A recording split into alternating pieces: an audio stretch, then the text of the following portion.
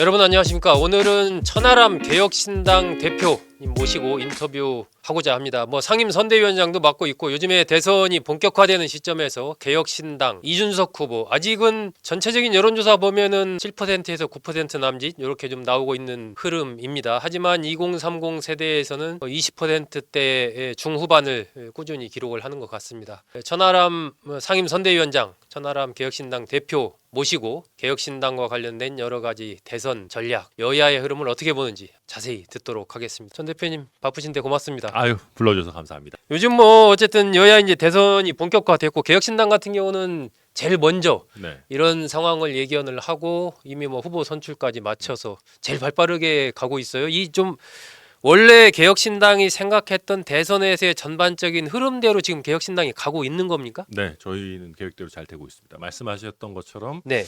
저희는 비상계엄을 일으킨 순간부터 이거는 정권이 존속하기는 어려울 것 같다. 네. 그리고 당위적으로도 이거는 국가적인 비극이긴 하지만 그래도 탄핵이 안 될 수가 없을 것 같다라는 네. 생각을 가지고 미리부터 준비를 좀 해왔고요. 그 다음에 대선 국면에 돌입하면서부터는 저희가 이제 좀 1단계 계획, 2단계 계획 같은 것도 쭉 수립을 해 놓고 있습니다. 아하. 그러니까 1단계 계획이 사실은 저희가 양당의 대선 주자가 선출되기 전까지 10%대를 기록하는 거를 원래 저희 1단계 목표로 잡았습니다. 1단계 목표가. 네. 그 3자 구도에서 10% 정도를 기록하는 걸 목표로 잡고 있고 지금 말씀하셨던 것처럼 7에서 9% 사이 정도 나오고 조사 방법에 따라서 너무 기술적인 건지 모르겠지만 재질문을 넣느냐 차이가 있습니다.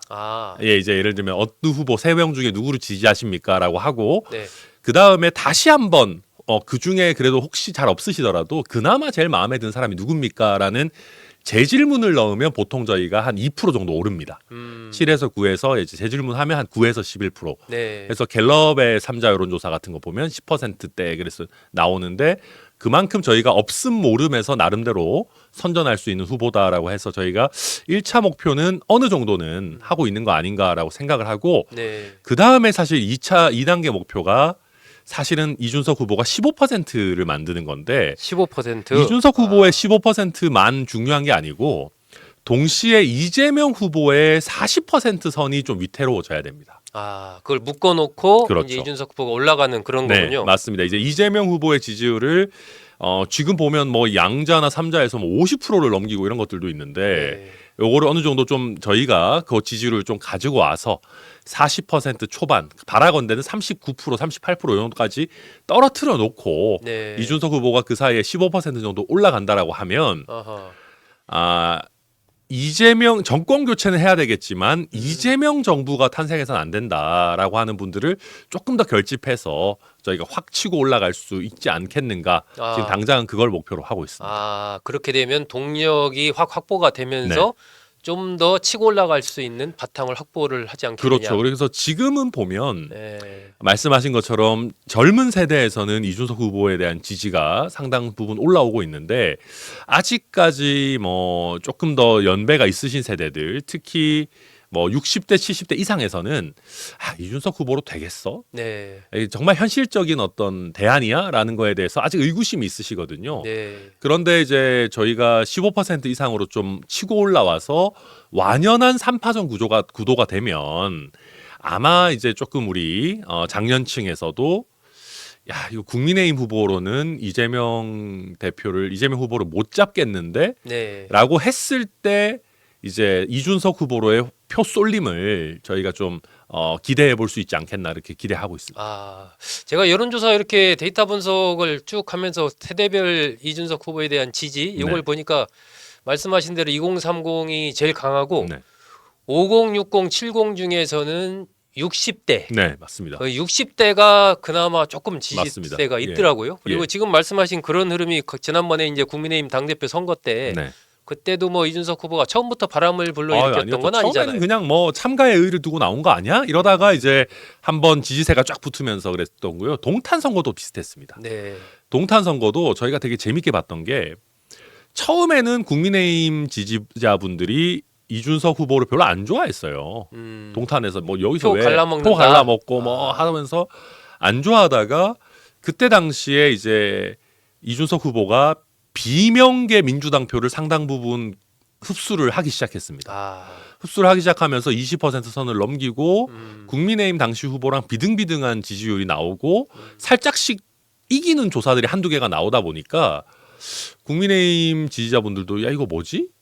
처음에는 야 이 말이 되나? 하다가 선거 하루 이틀 남겨놓고 아하, 저희도 이제 모니터링 하면 국민의힘 당원 단톡방이나 뭐 지지자 단톡방 이런 데서도 아 이준석 마음에 100% 드는 건 아니지만 이기려면 이준석 찍어야 되는 거 아니냐가 마지막에 바람이 확 불었거든요. 아 그렇군요. 그래서 저희도 전국 단위 스케일에서 특히 그때에 비하면 쉬운 것도 있고 어려운 것도 있지만 동탄 선거의 민주당 후보의 비호감도는 그렇게 높지 않았습니다. 네, 상대적으로 신인이었고 네, 지금 전국 단위니까 스케일이 더 커서 어려운 것도 있겠지만 이재명 후보에 대한 비호감도나 어떤 두려움 같은 것들은 더 강한 상황이기 때문에 저희가 15% 선을 넘고 이준석으로만 이길 수 있다라고 하는 관념이 약간만 자리 잡는다고 하면 저는 어마어마한 반전의 대역전극을 만들 수 있지 않을까 그렇게 예상하고 가능하다. 있습니다. 네.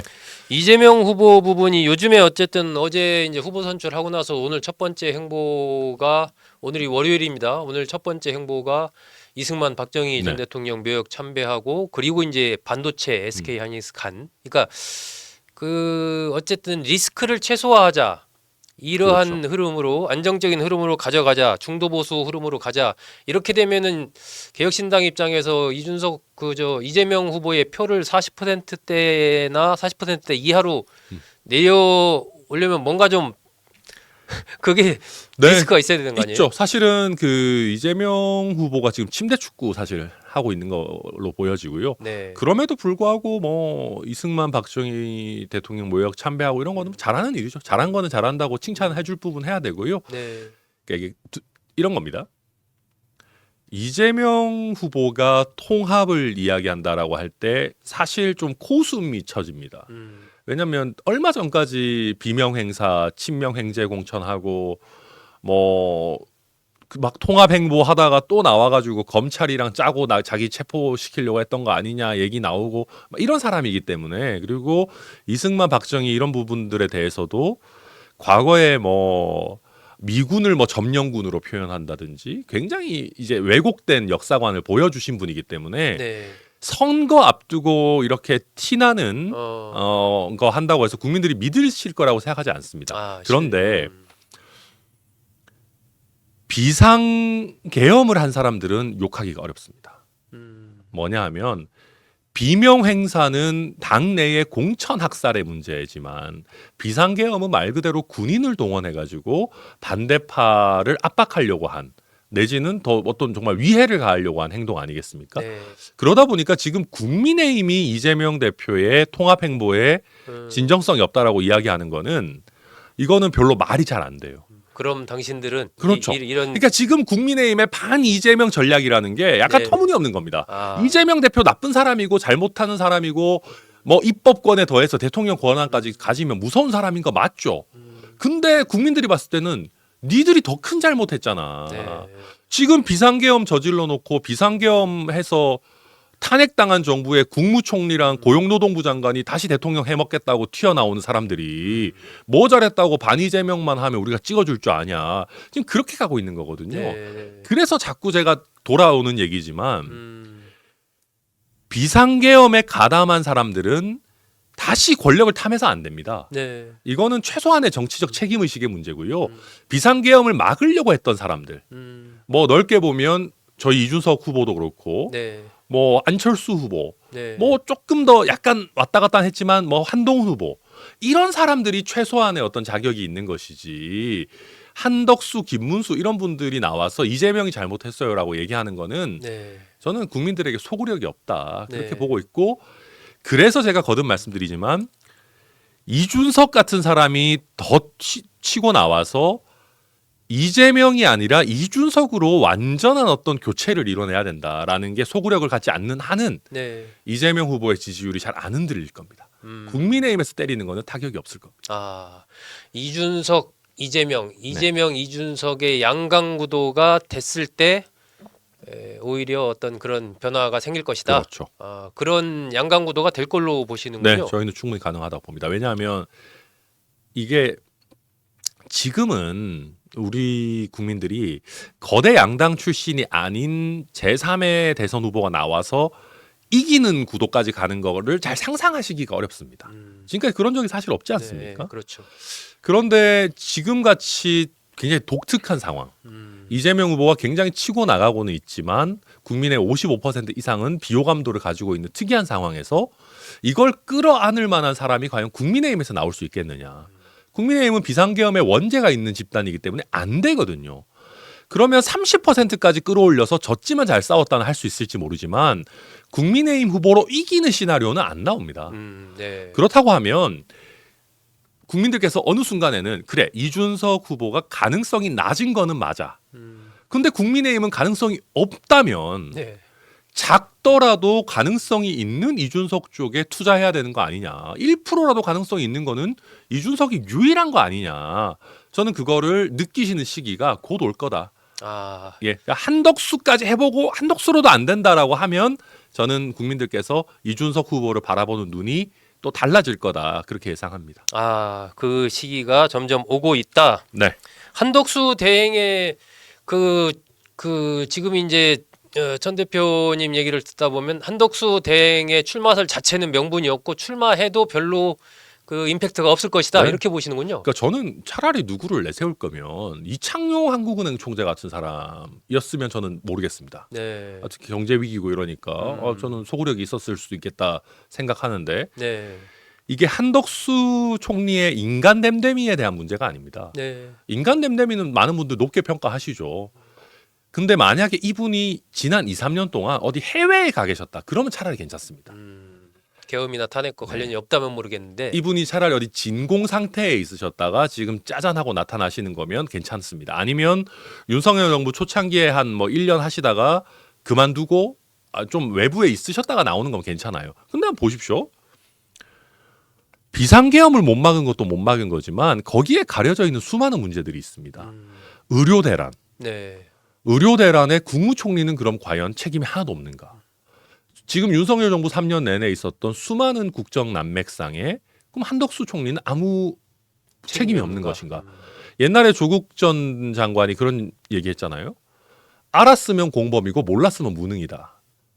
그러면 의료 대란 같은 게 문제가 생길 거라는 걸 몰랐으면 굉장히 무능한 거고 알고도 대통령을 막지 못하고 그냥 따라가기만 했다. 이건 공범인 거거든요. 비상계엄도 마찬가지고 네. 수많은 윤석열 정부의 문제를 같이 상속해서 오시는 겁니다. 그러니까 아니 지금 윤석열 대통령이 위헌적인 비상계엄을 일으켜서 탄핵이 된 마당에 거기에 2인자였던 국무총리를 데리고 와서 대통령을 시키겠다? 이 제정신이 아닌 거거든요. 이거는 그냥 말이 안 되는 시나리오입니다. 네, 네. 그렇기 때문에 국민의힘 안에서 그냥 요 30%, 35% 정도의 네. 정권 재창출이 필요하다라는 분들 사이에서 한덕수 카드 재밌지 뭐 의미 있지 이 사람 호남 출신이고 뭐 경제 관료고 좋지 자기들끼리 찻잔 속에 잔치하고 있는 겁니다. 네, 네. 일반 국민들이 봤을 때는 뭔 소리야? 왜 윤석열 정부의 총리가 왜 다음 대통령을 해? 그러면 제가 거듭 말씀드리지만 최소한의 정치적 책임 의식이 결여되어 있다. 네. 한덕수 권한대행. 예, 저는 예. 그래서 출마한다면은 국민들의 외면을 받을 거다 이렇게 전망합니다. 결국 뭐 지금 국민의힘에서 그 얘기하고 있는 국민의힘 후보와 한대행의 단일화를 통한 뭐 시너지 효과 이런 거 그냥 국민의힘만의 생각이다. 네, 자기들끼리 그냥 안에서의 잔치하는 겁니다. 그래서 별로 관심이 없을 것이다. 예. 천 대표님은 고향이 대구시잖아요. 네 그렇습니다. 대구에 이번에 보니까 이준석 후보가 어쨌든 처음 대선 운동을 시작한 곳이 대구고 굉장히 대구 진짜 많이 열심히 갔잖아요. 했죠. 정말 열심히 했습니다. 예. 어떻게 보세요? 대구에서 굉장히 그래도 좋게 봐주셨습니다. 어. 이게 뭐냐하면 두 가지였습니다. 그러니까 저는 이준석 후보가 대구에 던진 메시지가 정말 좋았던 것 같아요. 그러니까 이준석 후보도 대구에 연고가 있으니까 또 대구가 잘못한 게 아니다. 네. 윤석열 대통령이랑 국민의힘이 잘못하고 실수하고 했지만 그게 대구의 잘못이 아니지 않냐. 보수가 잘못한 게 아니지 않냐. 우리가 비상계엄 할 줄 알고 뽑아줬냐. 네. 그러면 지금 상황에서 대구 경북이 무기력해서는 안 된다.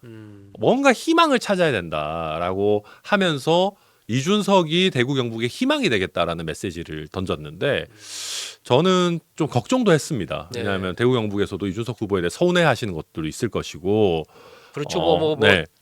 너 때문에 이렇게 된 거 아니냐, 뭐 그렇죠. 배신자다 이런 얘기도 할 뭐 거 여러 아니에요. 가지에서 하실 줄 알았는데 그래도 그래 들어보니까 그렇네. 이준석 후보가 그래도 젊은 패기로 뭔가 새로운 돌파구를 만들어낼 수 있지 않겠냐라고 봐주시는 분들도 있고 또 당을 떠난 국민의힘을 떠난 문제에 있어서도 그래도 젊은 사람이 뭘 해볼라 그랬는데 무슨 성상납이니 뭐니 해가지고 왜 그때 그렇게 무리하게 쳐냈냐 그런 부분에 공감해 주시는 분들이 생각보다 꽤 있었습니다. 그러다 보니까 저희가 일단 1단계 목표인 10%를 함에 있어서 네. 대구 경북에서 여론이 많이 반영해 주신 게 사실 성공적이었고 또 한 가지는 작다면 작은 부분인데요. 대구의 많은 정치인들이 선거 운동을 그렇게 열심히 안 합니다. 그러니까 이제 경선 단계에서 열심히 하시고 네. 또 뭐 공천을 받기 위한 노력은 당연히 열심히 하시기 때문에 저는 뭐 타 일단- 지역에 비해서 그 경쟁력이 약하다 이런 얘기 하고 싶지는 않습니다. 다만 본선 그 선거 운동은 사실 그렇게 열심히 안 하시거든요. 후보가 되면 예, 후보가 되면. 근데 그러다 보니까 대선 후보씩이나 어쨌든 되는 양반이 새벽 5시에 대구 길바닥에 서가지고 길거리에 서서 정말 열심히 진심을 다해서 노력하는 모습을 보면서 대구 시민들이 그래도 야 이준석이가 이러니 저러니 해도 진짜 열심히 한다. 그 부분에서 조금 반응을 해주신 게 아닌가 이렇게 생각하고 있습니다. 결국 이제 아까 말씀하신 대로 15% 가고 궁극적으로 양강구도 만들어서 이재명 후보를 넘어서고 이러기 위해서는 일단 내부에서 바람이 일어나야 되고 그 바람의 진원지가 결국은 대구 경북 네. 이게 되어야 될 텐데 그 흐름이 조금 어느 정도 지금 좀 반응을 하고 있다라고 네, 보시나요? 약간은 뭐 어느 정도 저희 목표한 만큼 반응하고 있고요. 지금은 사실은 국민의힘의 시간입니다. 저희도 그거 알고 있습니다. 네. 저희도 물론 저희가 더 치고 나가고 빨리 성과를 만들어내면 좋겠지만 현실적으로 지금은 국민의힘의 시간이고요. 아마 앞으로 한 일주일 정도는 또 한덕수의 시간일 겁니다. 그러면 그때 동안 국민의힘 지지층이 더 열심히 여론조사도 받으실 거고 국민의힘 이슈를 주도해 나갈 거기 때문에 네. 저희는 조바심 내지 않고 저희가 할 수 있는 일을 차근차근 하면서 그 다음에 이제 한덕수와 단일화하고 뭐하고 해도 제가 아까도 말씀드렸지만 아무리 그 난리를 내부적으로 쳐도 여론이 반응하지 않는다. 이번에는 어쩔 수 없이 정권 교체가 될 수밖에 없고 그렇다면 국민의힘은 정권 교체 얘기를 할 수 없으니까 이재명에 의한 정권 교체냐 아니면 이준석에 의한 정권 교체 플러스 세대 교체냐 네. 이걸 가지고 이야기하는 순간이 저는 다음 주 정도에 그 선택의 본격적으로 순간이 올 올 것이다. 것이다. 그때 대구 경북이 더 크게 반응해 주실 것이다. 저희 그렇게 기대하고 또 준비하고 있습니다. 다음 주면 한 5월 10일에서 15일 그 정도 사이 네. 사이에 하나의 이제 변국점이 대선의 그렇죠. 변국점이 올 것이다. 예, 그렇게 생각합니다. 그걸 우리는 또 준비를 하고 있다. 네, 그 이제 뭐 개혁신당이 아까 이준석 후보 워낙 열심히 하고 있다라고 쭉 말씀하셨는데 이준석 후보의 이제 어떤 개인기 네, 워낙 뭐 청 대표께서도 탁월하다고 평가를 하셨는데 그 너무 이제 정당이 이준석 후보의 개인기에 너무 의존하고 있는 것 아니냐 이런 평가도 있는데 거기에 대해서는 어떻게 네 그런 평가 저도 충분히 뭐 아픈 뭐 평가지만 받아들이고 저랑 이준석 후보 체급 차이가 너무 많이 납니다. 솔직히 체급 얘기하면. 차이가 예. 어떻게 그러니까 느끼는데? 물리적으로야 제가 더 네, 뭐 체급이 체급이 높죠. 좋겠지만 네. 사실 지금 개혁신당의 문제점 중에 하나가 이준석 후보 정도의 정치적 체급을 가진 인물이 아직 부족합니다. 저도 열심히는 하고 있지만 아직 성장하는 단계인 것이고 네. 그리고 현실적으로 저희가 보니까 이거는 뭐 모르겠습니다. 저희 내부의 얘기를 하는 건지 네, 모르겠지만 그렇다고 너무 이제 정치적 어른을 아하. 모시고 와서 어떤 선거 캠페인을 이끌어 가신다라고 하면은 아하. 후보가 상대적으로 너무 연소해 보일 우려가 있습니다. 예, 그러니까 그래서 저희도 내부적으로 판단을 한 게 제가 아직 조금 부족하고 여러 면에서 좀 스피커 파워도 약하고 문제는 있지만 일단은 젊은 사람 투톱으로 가는 걸로 그러니까 후보가 있고 저도 젊은 사람으로서 서포트하는 형태로 한번 가보자라고 네. 내부적으로 판단을 하고 있고 후보 본인이 워낙 또 선거 전략이나 어떤 정치적인 어떤 경험도 그렇고. 경험이나 이런 부분이 탁월한 부분이 있기 때문에 저희가 실제 내부에서는 후보와 적절하게 잘 상의하면서 너무 어떻게 보면 좀 후보 본인이 되면 또 이게 생각이 좀 달라질 수 있지 않습니까? 또 네. 시야가 좁아지고 할 수 있기 때문에 네, 네. 그런 것들만 좀 잡아주는 형태에서 젊은 느낌으로 한번 가보자라고 아. 일단은 생각하고 있고 아하.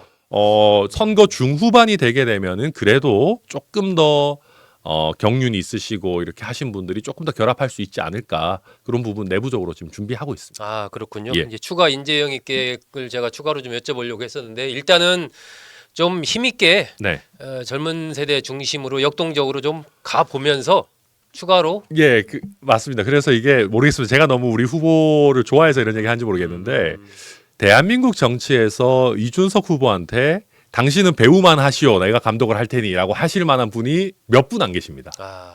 이미 그리고- 그 정도의 예. 정치적인 내공을 이준석 후보가 쌓았다라고 그렇죠. 보시는군요. 그렇기 때문에 그런 분들을 또 이제 모시고 오게 되면 자칫 이제 후보가 약간 또 이렇게 보일 수 있는 부분이 있어서 일단 지금은 후보 중심으로 좀 열심히 돌파해 보자 하고 있습니다. 후보 중심이긴 하지만 그것이 어떤 좀 열린 상태에서의 일단 그럼요. 전략적으로 후보 중심으로 가자는 그런 얘기다. 그렇죠. 외부에서는 당연히 후보가 잘 보이고 후보만 보이겠지만 내부적으로는 후보가 굉장히 열린 자세로 저희 선대위와 적극적으로 소통하고 있습니다. 그래서 뭐 독불장군식으로 개인기로만 가고 있다. 그렇지는 않습니다. 네, 여성들도 좀 많이 좀 있나요? 여성 뭐 특히 2030도 그렇지만 어쨌든 네. 여성들을 조금 이렇게 캠프에서나 전략적으로 좀 뭐 내세운다고 하면 이상하지만 어쨌든 같이 하는 모양새를 취하는 것도 네. 중요하지 않나 싶기도 저도 하고요. 뭐 그런 부분 중요하다고 생각하고요. 지금 이주영 정책위 의장이 나름대로 열심히 하고는 있지만 말씀하신 것처럼 조금 더 어떻게 보면 더 큰 존재감을 가진 분들, 저나 이주영 정책위 의장이 아직 성장해 가고 있는 단계이기 때문에 그런 분들을 좀 모시려는 노력도 하고 있습니다. 네. 네.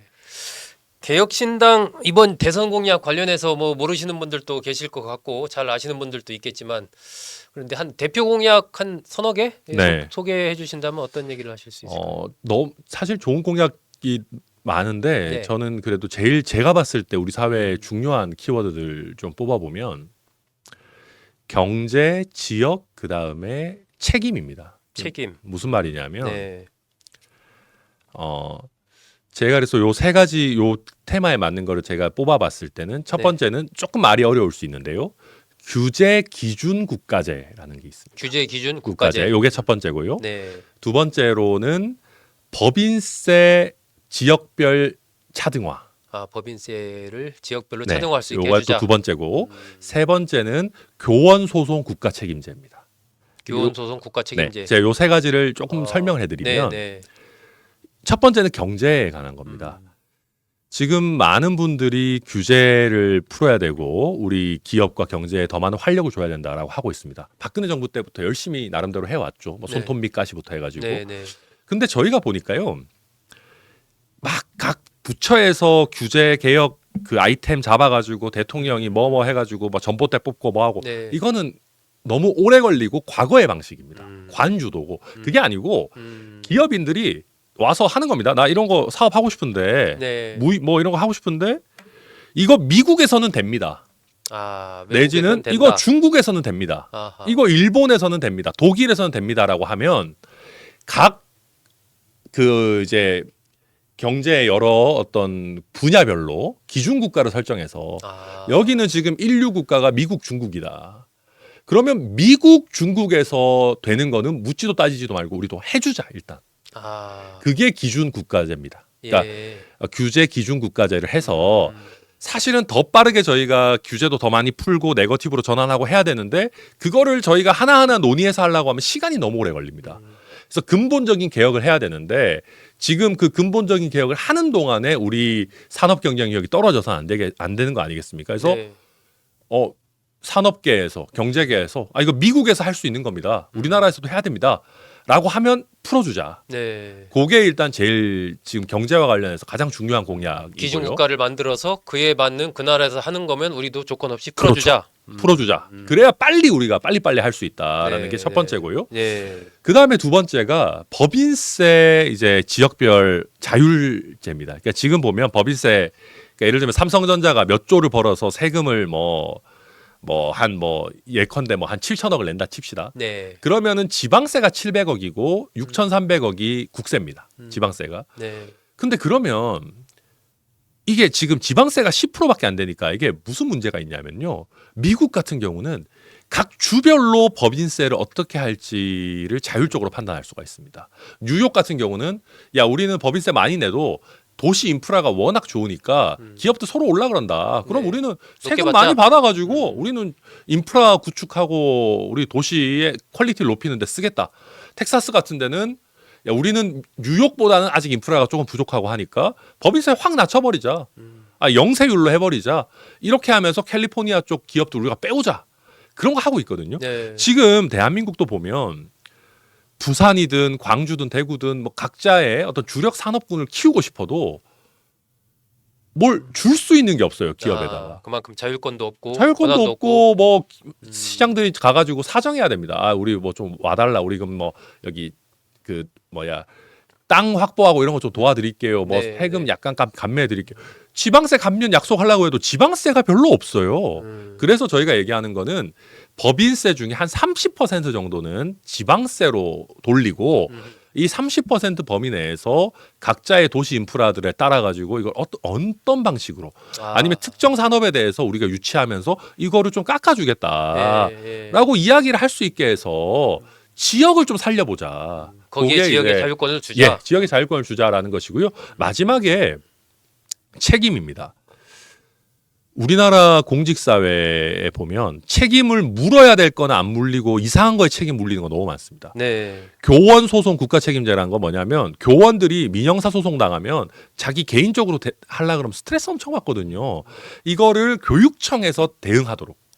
교육청 차원에서 저는 이거는 교원뿐만 아니라 경찰도 그렇고 소방도 그렇고 민원 때문에 그러니까 일반 공무원들도 그렇고 네. 민원 때문에 무서워가지고 일을 제대로 못하고 소송 걸릴까봐 진짜 일 제대로 못하고 이런 분들 너무 많거든요. 그런 부분들은 국가가 책임을 다 해줘야 되는 겁니다. 네. 그래서 저는 예전에 비해서 우리나라가 민원을 중요시하기 때문에 그 어떤 대국민 공적 서비스 질도 올라가고 많이 친절해진 것도 맞습니다. 그런데 이제는 어떻게 보면은 오히려 무게추가 넘어가가지고 악성 민원인들한테 끌려다녀요. 2030, 꼭 2030이 아니라 능력 있고 열심히 하려는 공직자들이 민원에 시달리다가 이제 떠나고 심지어는 뭐 극단적인 선택을 하고 이러거든요. 네. 말도 안 되는 악성 민원에 쫄지 않고 우리 공직사회가 제대로 일을 할 수 있도록 국가가 책임을 다 해줘야 된다. 그래서 이거 말고도 하고 싶은 얘기 너무 많지만 경제는 규제를 정말 선진국 수준으로 확 떨어뜨려서 자율성으로 치고 나갈 수 있게 해줘야 되고 지역도 지역에서 뭔가 자율적인 결정을 할 수 있게 해줘야 되고 네. 공직사회도 민원에 쫄지 않고 자기 맡은 바 소임을 열심히 할 수 있어야 된다. 네. 저희가 그런 것들을 자율과 책임 이런 부분들을 저희가 강조해서 좀 준비하고 있습니다. 네. 그런 것이 대한민국을 한 단계 더 업그레이드하기 위해서 필요한 부분이다. 개혁신당의 천하람 대표가 이야기한 대표적인 개혁신당의 공약 3가지 한번 들었습니다. 자, 지금 뭐 아까 모두에도 조금 이제 전 대표께서 얘기를 했는데 전체적인 현재의 대선 판도의 흐름들을 네. 쭉 얘기를 했고 그것이 한 2주 정도 지나면 하나의 모멘텀이 올 것이다라고 이제 봤는데 결국 지금 이제 대선에서의 가장 당선이 지금 유력한 후보로 여론조사 등에서 나오는 것이 이제 더불어민주당 이재명 후보 그렇죠. 아니겠습니까? 네. 후보로 이미 확정이 됐고 네.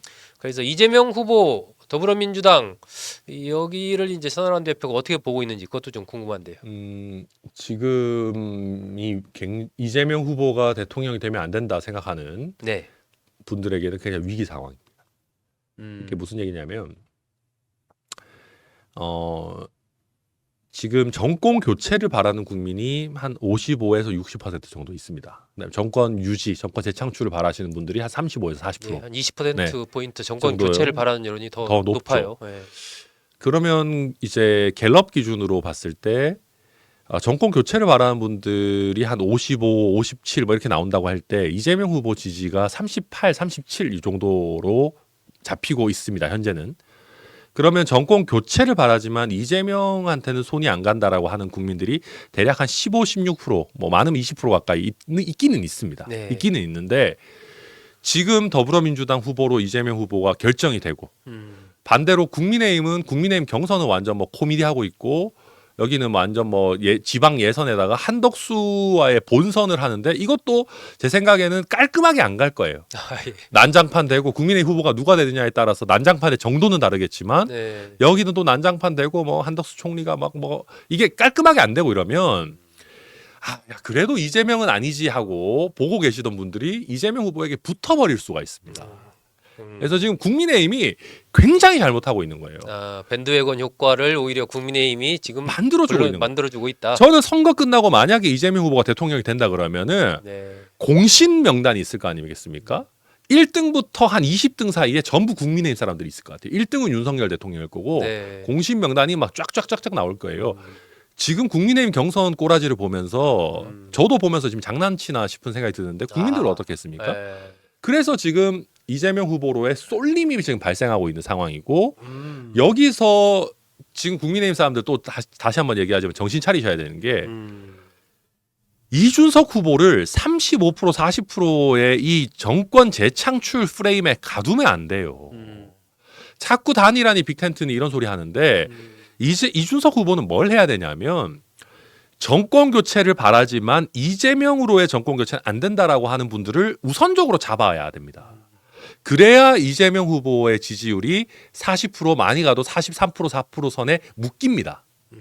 근데 이렇게 해야 되는데 이준석 후보는 갈 길이 바쁜데 자꾸 우리 쪽으로 와야 돼 빅텐트 해야 돼라고 하면은 같은 동조와 그렇죠. 동조화가 돼버리고 지금 정권 교체, 그러니까 정권 재창출 여론이 55% 60%만 그래도 됩니다. 네. 그러면 다 같이 빅텐트 만들어가지고 이 흐름을 쫙 해가지고 가자라고 하면 되는데 정권 재창출 여론이 40% 언더로 갇혀 있는 상황에서 왜 이준석 후보를 여기 끌어당겨요?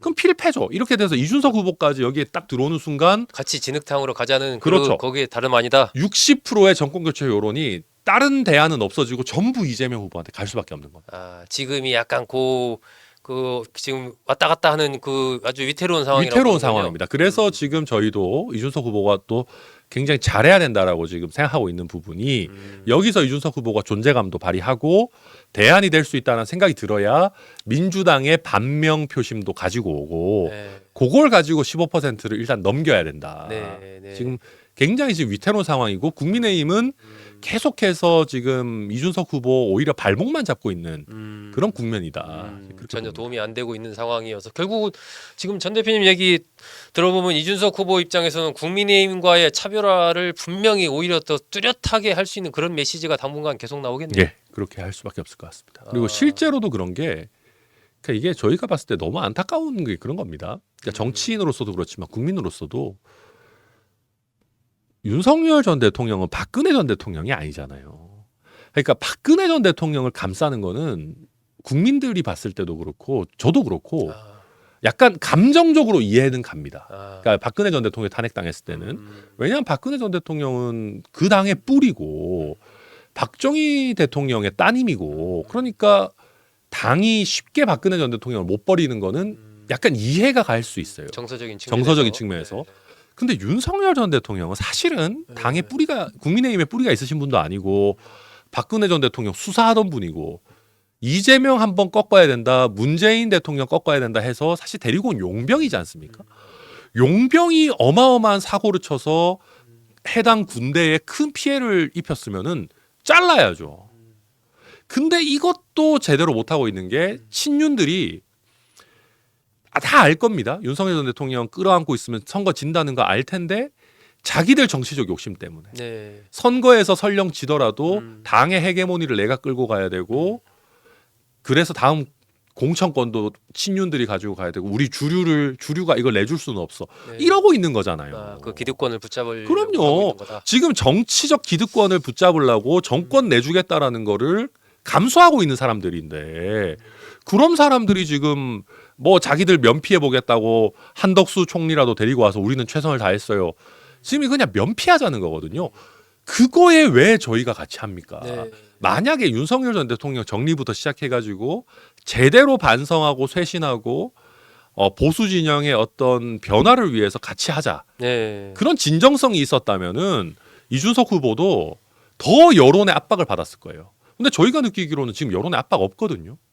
왜냐하면 국민의힘이 제대로 반성하고 쇄신하고 자기들도 최선을 다하지 않는데 그리고 솔직히 까놓고 말해서 지금 이준석 후보라는 존재가 없어진다고 해서 1대1로 붙으면 이깁니까? 아, 이기지도 못한 사람들이 자꾸 저희한테만 단일화 빅텐트 압박하고 이런 것들이 저는 저희가 봤을 때도 그렇고 국민들이 봤을 때도 그렇고 이거는 선후가 바뀌었다. 예. 저는 뭐 그렇게 생각합니다.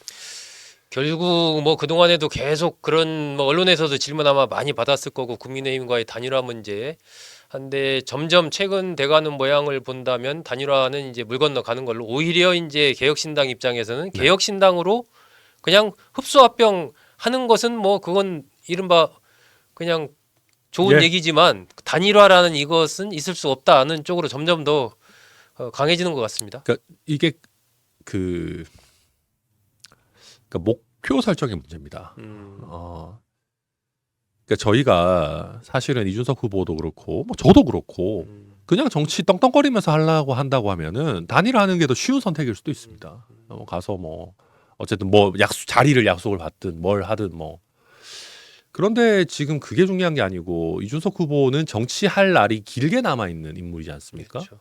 그러면 본인의 어떤 역량을 국민들 앞에 제대로 보여줄 필요도 있고 또 본인을 믿고 정치를 같이 하겠다라고 한 사람들이 있다라고 하면 끝까지 완주를 하는 것이 본인의 세력을 어떻게 보면 지킬 수 있는 방안이란 말입니다.